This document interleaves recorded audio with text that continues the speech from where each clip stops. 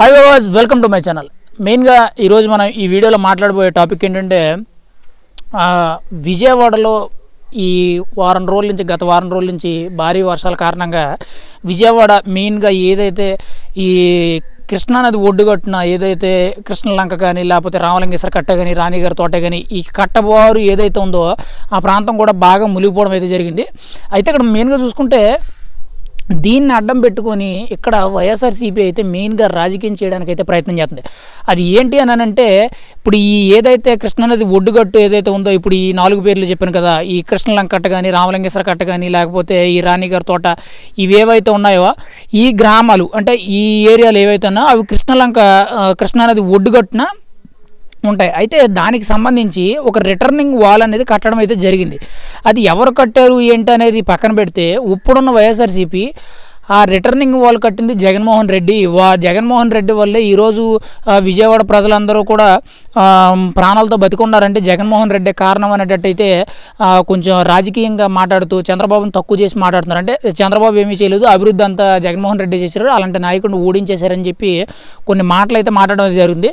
కానీ యాక్చువల్గా చూసుకుంటే ఆ రిటర్నింగ్ వాల్ కట్టింది చంద్రబాబు నాయుడు గారు. ఈ ఎన్డీఏ కూటమిలో భాగంగా గతంలో 2014లో మెయిన్గా చూసుకుంటే ఎన్డీఏ కూటమిలో భాగంగా టీడీపీ గవర్నమెంట్ అనేది ఫామ్ చేయడం అయితే జరిగింది అప్పట్లో.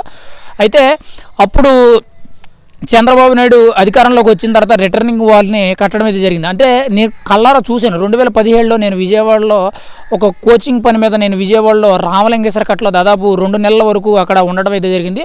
ఆ టైంలో ఆ రిటర్నింగ్ వాల్ అనేది కడుతున్నప్పుడు నేను క్లియర్గా చూశాను, అబద్ధం ఆడడానికి ఏమీ లేదు. చంద్రబాబు నాయుడు టైంలో ఆల్మోస్ట్ దాదాపు 75 to 80% వర్క్ అనేది పూర్తి అయిపోయింది. కొన్ని ప్యాచ్ వర్క్లు అంటే అక్కడక్కడ కొన్ని రిటర్నింగ్ వాల్ మధ్యలో ఎక్కడైతే గ్యాప్లు ఉంటాయో ఆ గ్యాప్లు అనేది జగన్మోహన్ రెడ్డి వచ్చిన తర్వాత అది ఫిల్ చేయడం అయితే జరిగింది, అంతవరకే. కానీ ఏంటంటే ఇక్కడ వైఎస్ఆర్సీపీ ఎలా మాట్లాడుతుందంటే జగన్మోహన్ రెడ్డి వచ్చిన తర్వాత మాత్రమే ఈ వాల్ కట్టడం జరిగింది, అంతకుముందు ఏమీ కట్టలేదు. జగన్మోహన్ రెడ్డి దానికి మొత్తం టెండర్లు పిలిచి దాన్ని పునాదులు వేసి మొత్తం అన్ని దాన్ని కట్టడం జగన్మోహన్ రెడ్డి అనేటట్టయితే మాట్లాడుతున్నారు. కానీ ఏంటంటే దాదాపు 75% వర్క్ అనేది చంద్రబాబు నాయుడు హయాంలోనే జరిగింది. కానీ మళ్ళీ వాళ్ళే 2019లో కూడా వాళ్ళే అధికారంలోకి వస్తారనుకున్నారు. బై మిస్టేక్ వాళ్ళు రాలేక ఆ ప్రాజెక్ట్ అనేది వీళ్ళ ప్రచారం చేసుకోలేకపోయారు. కానీ ఏంటంటే జగన్మోహన్ రెడ్డి వచ్చిన తర్వాత ప్రతి విషయాన్ని కూడా ప్రచారంలో అంటే ప్రచారం బాగా చేస్తారు కదా, అంటే పని తక్కువ ప్రచారం ఎక్కువ అనే సామెత ఏదైతే ఉందో అది జగన్మోహన్ రెడ్డికి బాగా చెప్పొచ్చు మనం.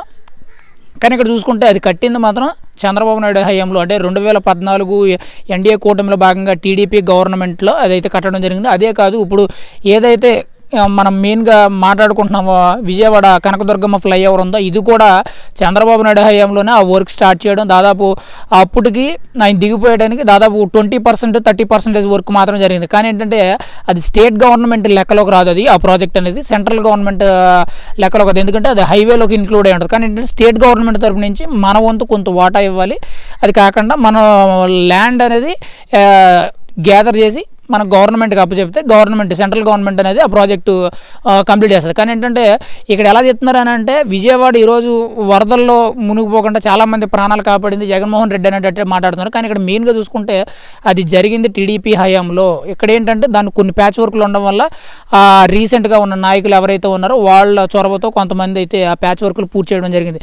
కానీ ఇక్కడ మెయిన్గా చూసుకుంటే ఇక్కడ చాలామంది ఏం మాట్లాడుతున్నారంటే రాజకీయంగా చంద్రబాబు నాయుడు ఏదో చేస్తలేదు, జగన్మోహన్ రెడ్డి చేశారన్నట్టు మాట్లాడుతున్నారు. గత 5 ఏళ్లలో ఎన్నోసార్లు వరదలు వస్తే జగన్మోహన్ రెడ్డి కనీసం ఎక్కడో కూడా నీళ్ళలో దిగి వాళ్ళు పలకరించింది లేదు, ఏమీ లేదు. కానీ ఈరోజు చూసుకుంటే ఈరోజు పదవి లేదు జగన్మోహన్ రెడ్డికి, కానీ వెళ్ళిపోయి కృష్ణలంక ఏరియాలో నీటిలో దిగిపోయి మీకు అన్నీ అందేయా ఇవ్వకపోతే చెప్పండి మన గవర్నమెంట్ వచ్చాక ఇద్దాం ఉంటున్నారు.